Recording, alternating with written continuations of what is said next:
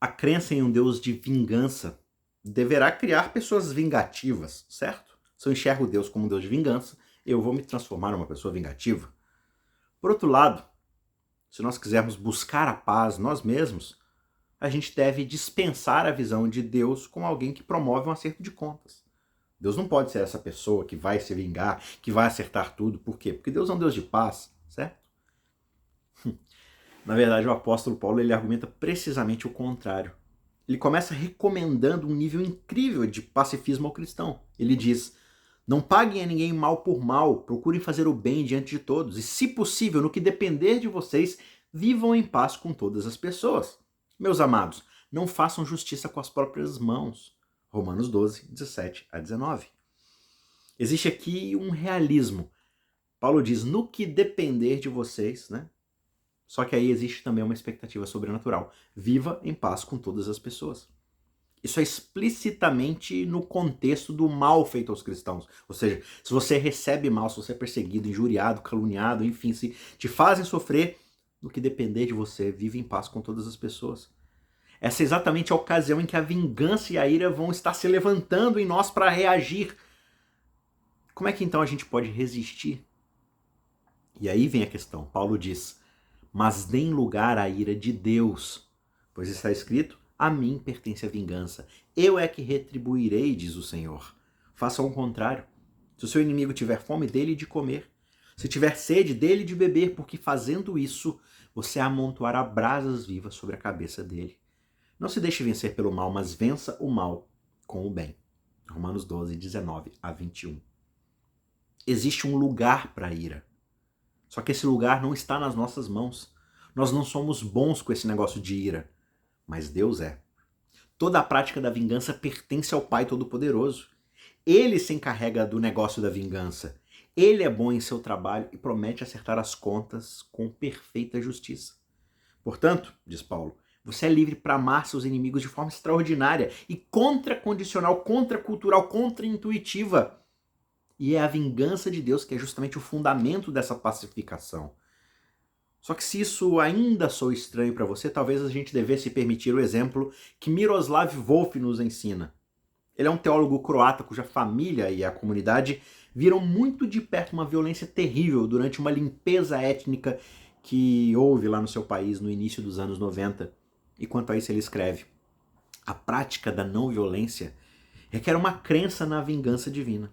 Ou seja, ele percebe que nós, aqui no Ocidente, confortáveis, podemos não nos abalar muito com isso. Só que ele nos pede que enfrentemos as realidades do mal que permanecem, para a maioria de nós, uma teoria distante. Ele continua dizendo, imagine falar com pessoas, como ele no caso, cujas cidades e aldeias foram primeiro saqueadas, depois queimadas e derrubadas ao chão, e as filhas, irmãs, mães foram estupradas. Os pais, irmãos, filhos tiveram suas gargantas cortadas. Como agir em nome deles? Será que não devemos retalhar, se vingar? Por que não? Eu digo, o único meio de proibir a violência feita por nós é insistir que a violência só é legítima quando vem diretamente das mãos de Deus. Somente o Deus que é bom na vingança pode permitir que uma vítima do mal resista a se tornar um perpetuador do mesmo mal. Imagina, você é uma pessoa, entre aspas, inocente e sofre um mal. E aí você se vinga. Você só está perpetuando o mal. Somente o Deus que é bom na vingança pode permitir que uma vítima do mal resista em se tornar ela mesma uma perpetuadora do mal. Há um julgamento por vir. Existe um perfeito acerto de contas. Não existe a necessidade de sermos vigilantes vingativos por aí. Nós podemos confiar todo o julgamento a Cristo, que através da sua cruz mostrou-se perfeito na justiça. Só que ainda mais do que isso, quando um cristão sabe do julgamento que está por vir, pode inspirar algo verdadeiramente notável, que é piedade pelo seu malfeitor. Uma escritora cristã chamada Corrie ten Boom, ela conta a história da sua prisão num campo de concentração lá em Ravensbrück. Ela escreve isso no livro The Hiding Place, ou Um Lugar para se Esconder.